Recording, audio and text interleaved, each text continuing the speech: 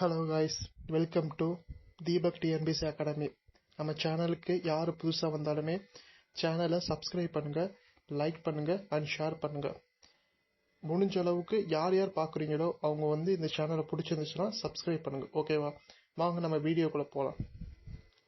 Coming Sunday போன Saturday எழுதின TNPSC questions ரொம்ப டஃப்பாக இருந்துச்சு. தமிழ் கொஷின் பேப்பர் ரொம்ப கடினத்தன்மையுடையதாக இருந்துச்சு. இலக்கண கொஷின் பேப்பர் ரொம்ப கடினத்தன்மையாக இருந்துச்சுன்னு அதை கண்டிச்சோம்.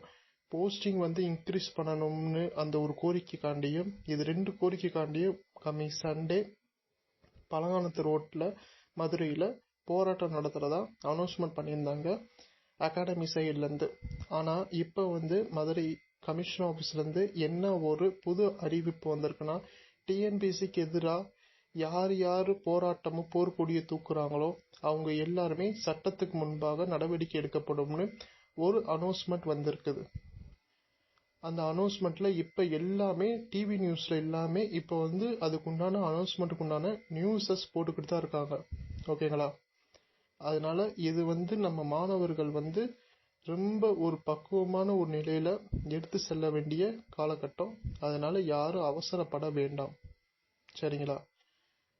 யார் போராட்டத்துக்கு உண்டான அந்த லெட்டர் வாங்கினாங்களோ அவங்களே அதுக்கு உண்டான தீர்வையும் பார்ப்பாங்க. சரிங்களா? போலீஸ் சைட்லேருந்து இந்த மாதிரி ஒரு அறிவிப்பு விட்டுருக்காங்க.